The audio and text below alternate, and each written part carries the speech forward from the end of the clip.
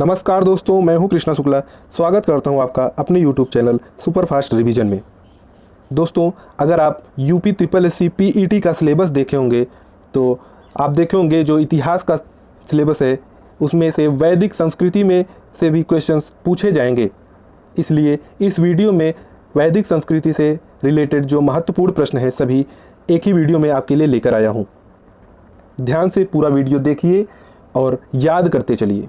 और अगर चैनल पे नए हैं तो चैनल को सब्सक्राइब कर लीजिए। मैं UP triple S C PET के जितने भी सिलेबस हैं टॉपिक वाइज करवा रहा हूँ। डेली एक वीडियो अपलोड होती है, सब्सक्राइब कर लीजिए चैनल को और डेली देखिए और याद कीजिए।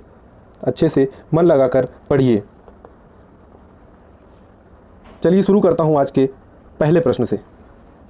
आज का पहला प्रश्न है, गार्गी मात्रेयी और कपिला का घर था। तो गार्गी मात्रेयी और कपिला का घर कहाँ था? 4 ऑप्शन दिए जा रहे हैं और ध्यान से इन्हें देखकर खुद से आंसर लगाने की कोशिश कीजिए। ऑप्शन नंबर डी सही हो जाएगा, मिथिला में। गार्गी मैत्रेयी और कपिला विदुषी महिलाएं थी। इन सभी का संबंध जो है मिथिला से है। और बता दूं आपको, ये मिथिला जो है वर्तमान में नेपाल में स्थित है। मिथिला जो है वर्तमान में कहाँ स्थित है? तो नेपाल में स्थित है। चलिए अगला प्रश्न देख लेते हैं। क्वेश्चन नंबर 2 क्या है? निम्नलिखित में से किस वेद में प्राचीन वैदिक युग की सभ्यता के बारे में सूचना दी गई है? निम्नलिखित में से किस वेद में प्राचीन वैदिक युग की सभ्यता के बारे में सूचना दी गई है? तो 4 ऑप्शन दिए हैं, बताइए कौन सा सही हो जाएगा? ऑप्शन नंबर ए बिल्कुल सही हो जाएगा, ऋग्वेद। ऋग्वेद बता दूं आपको सबसे प्राचीन वेद है। ये जो ऋग्वेद है सबसे प्राचीन वेद है। और एक क्वेश्चन और पूछा जाता है, इसमें कितने मंडल और कितने सूक्त हैं? तो आपको बता दूं ऋग्वेद में जो है 10 मंडल है और सूक्त जो है 1028 सूक्त है। बहुत इंपॉर्टेंट क्वेश्चन है, ये याद कर लीजिए और नोट कर लीजिए। ये 10 मंडल और 1028 सूक्त हैं ऋग्वेद में। चलिए, और यह सबसे प्राचीनतम वेद है। चलिए अगला प्रश्न देखते हैं। क्वेश्चन नंबर 3 है, वैदिक गणित का सबसे महत्वपूर्ण पाठ है। वैदिक गणित का सबसे महत्वपूर्ण पाठ क्या है? बताइए।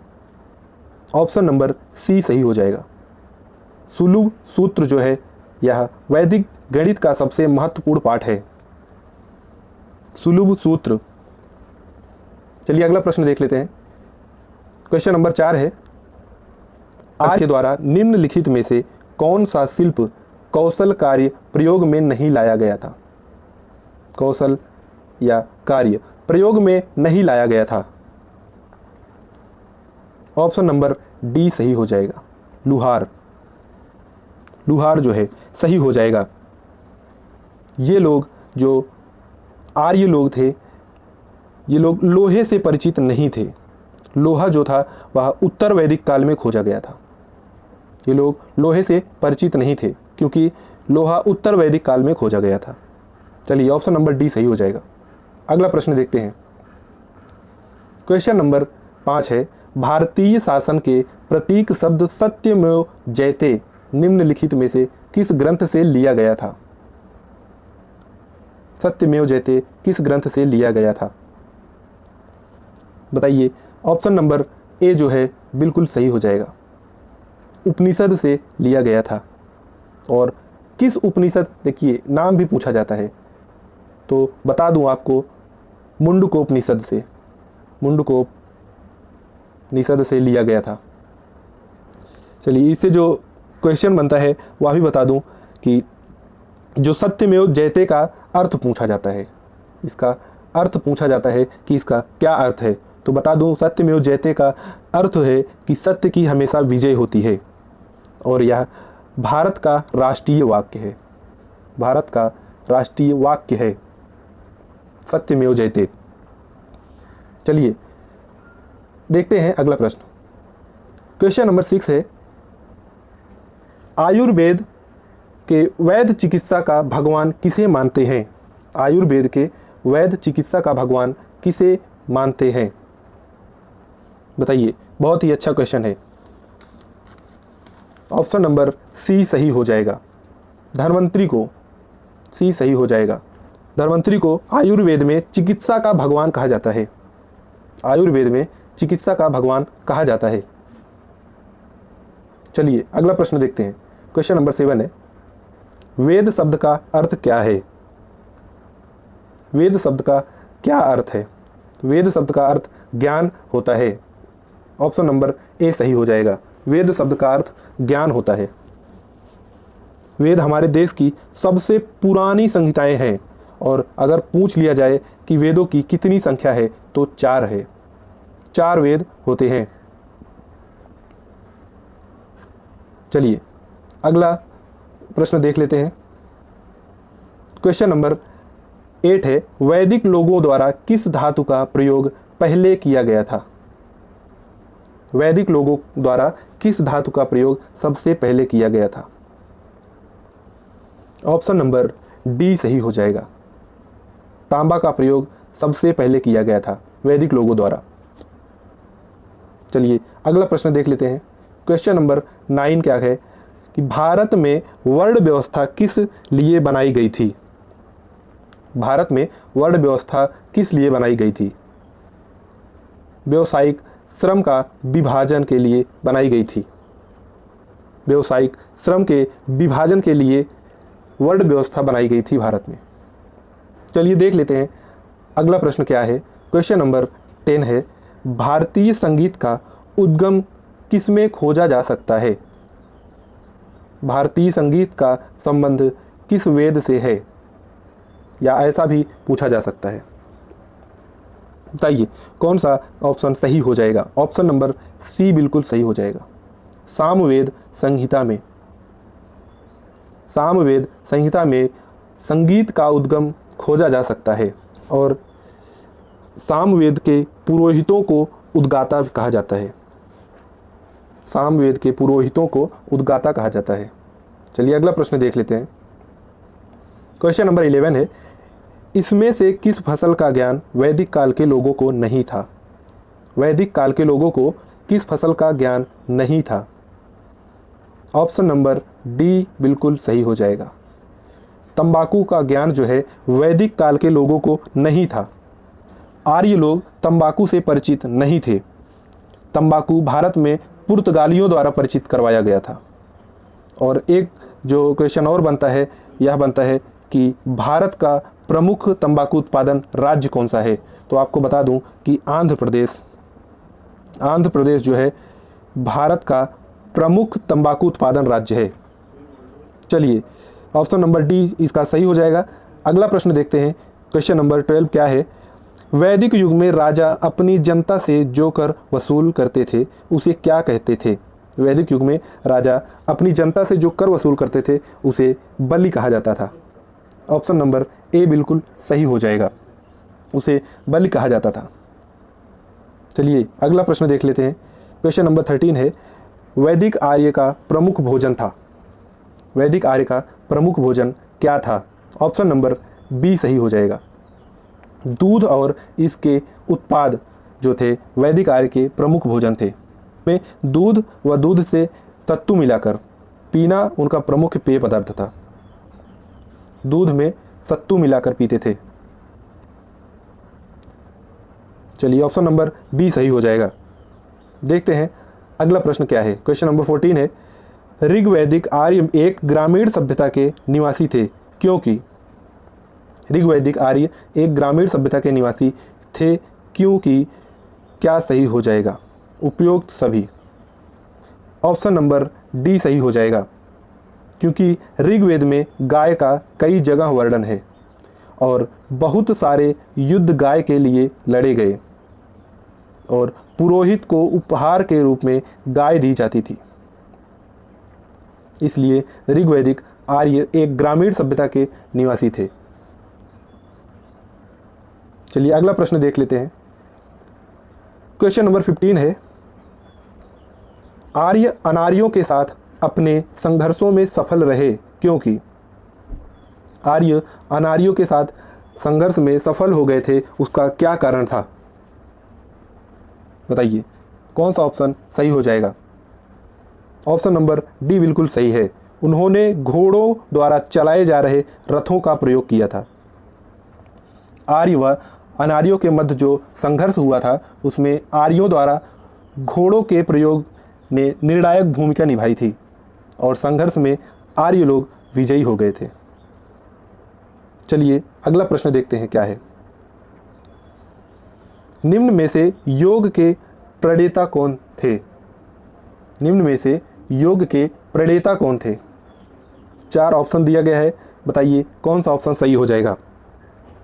ऑप्शन नंबर ए बिल्कुल सही हो जाएगा। पतंजलि जो थे ये योग के प्रणेता थे। योग सिद्धांत के प्रवर्तक पतंजलि को माना जाता है। चलिए अगला प्रश्न देख लेते हैं। क्वेश्चन नंबर 17 है, निम्न में से कौन चिकित्सक नहीं था? 4 नाम दिए गए हैं, बताइए इनमें से चिकित्सक कौन नहीं था? बताइए। ऑप्शन नंबर सी सही हो जाएगा। चावार्क जो थे वो चिकित्सक नहीं थे। ये सुश्रुत, चरक और धन्वंतरी जो थे ये तीनों चिकित्सक में आते हैं। ये तीनों चिकित्सक थे। और अगर पूछ लिया जाए चरक जो थे वह किसके समकालीन थे, किसके दरबारी चिकित्सक थे, ये भी पूछा जाता है, बहुत बार पूछा भी गया है कि चरक जो थे वह किसके समकालीन थे। चरक जो थे कनिष्क के दरबारी चिकित्सक थे। चलिए अगला प्रश्न देखते हैं। क्वेश्चन नंबर 18 है, संस्कृत भाषा का पहला व्याकरणकर्ता कौन था? संस्कृत भाषा का पहला व्याकरणकर्ता कौन था? ऑप्शन नंबर डी सही हो जाएगा। पाणिनि जो है संस्कृत भाषा के पहले व्याकरणकर्ता थे। पाणिनि जो थे पहले व्याकरणकर्ता थे संस्कृत भाषा के। और बता दूं इन्होंने एक प्रसिद्ध व्याकरण ग्रंथ की रचना की थी जिसका नाम अष्टध्यायी है। अष्टध्यायी। चलिए अगला प्रश्न देख लेते हैं।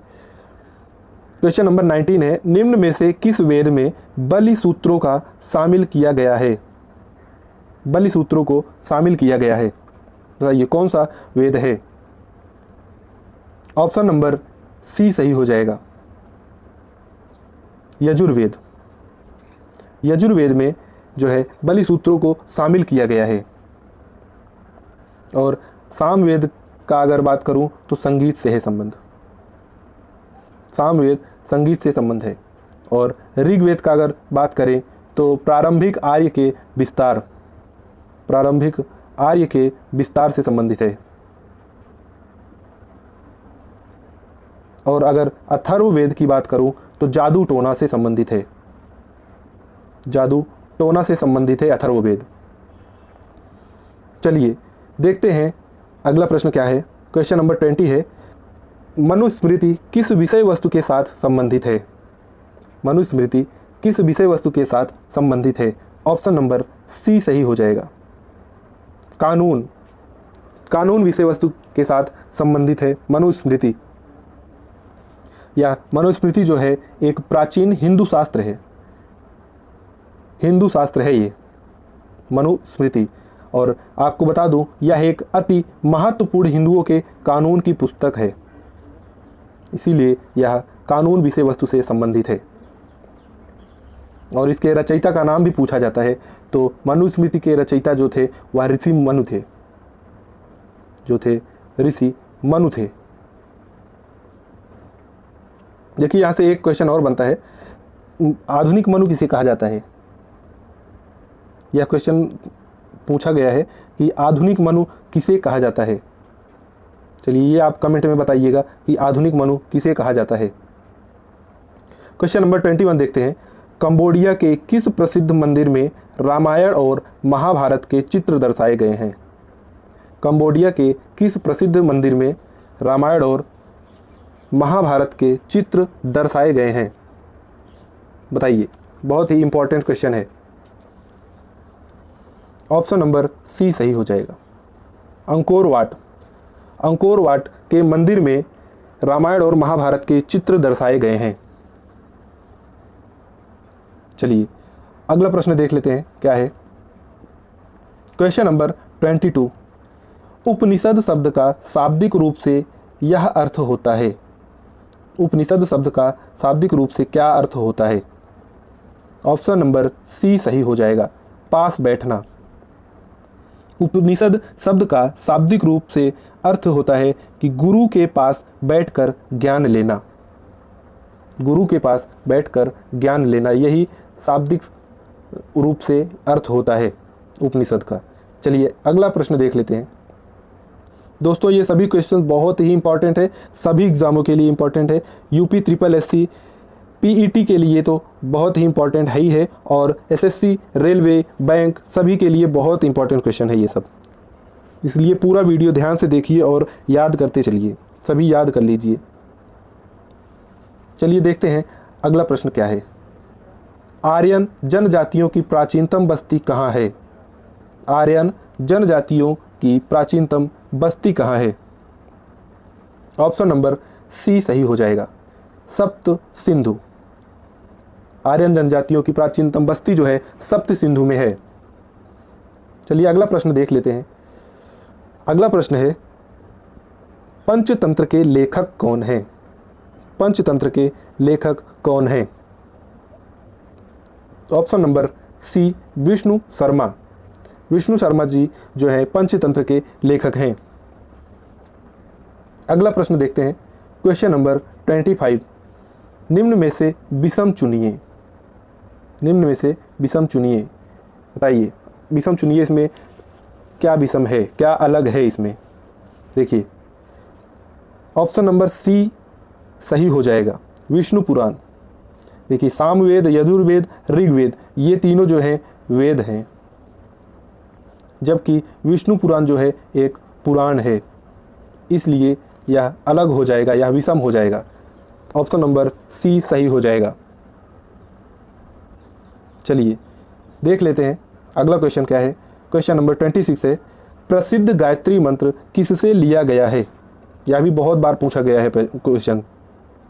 प्रसिद्ध गायत्री मंत्र किससे लिया गया है, बताइए। ऑप्शन नंबर सी सही हो जाएगा, ऋग्वेद से। गायत्री मंत्र ऋग्वेद के तीसरे मंडल से लिया गया है। तीसरे मंडल से लिया गया है, यह भी पूछ सकते हैं एग्जामिनर, तो किस मंडल से लिया गया है? तो तीसरे मंडल से लिया गया है गायत्री मंत्र ऋग्वेद के। और एक क्वेश्चन और पूछा जाता है कि गायत्री मंत्र किस देवता को समर्पित है, बताइए। तो यह सूर्य देवता को समर्पित है। सूर्य देवता को समर्पित है गायत्री मंत्र। ये सब नोट कर लीजिए, बहुत इंपॉर्टेंट है, ये सब क्वेश्चन पूछे जाते हैं। चलिए अगला प्रश्न देखते हैं। क्वेश्चन नंबर 27 है, निम्नलिखित नामों में से प्राचीनतम भारत के चिकित्सकों की पहचान कीजिए। ये नाम दिए हैं आपको 4 ऑप्शन में, इसमें प्राचीन भारत के चिकित्सकों की पहचान करनी है। बताइए कौन सा ऑप्शन सही हो जाएगा इसमें? ऑप्शन नंबर सी सही हो जाएगा, सी जो है सही हो जाएगा। चरक, पुष्यमित्र, यहाँ ये कट जाएगा, पुष्यमित्र और पतंजलि, ये तीनों प्राचीन भारत के चिकित्सक थे। चलिए आपको बताया ही था कि चरक जो थे वह कनिष्क के दरबारी चिकित्सक थे।